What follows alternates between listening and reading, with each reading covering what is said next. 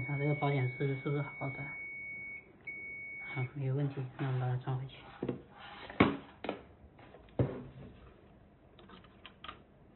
装回去的时候注意这里面有没有问题。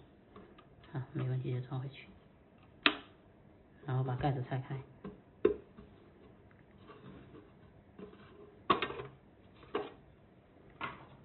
拆开，把这里这个螺丝拆开。拆开这个螺丝，把这个线拿开，然后把这个壳拆出来。拆出来之后，能看到这里有条红色的线，啊，有一个万用表笔插在这里。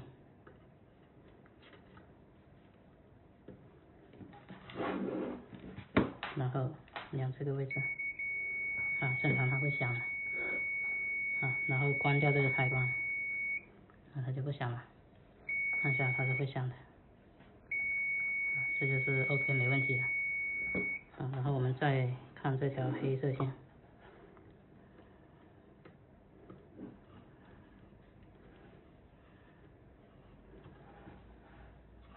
这条，啊，然后是量这个位置，啊，这个是一直会响的。好，然后我们再看到这边，啊，这边的线是不是连好的？线也没掉。然后这个位置的线，这个位置的线也没掉。啊，可以用万表笔把这个红色，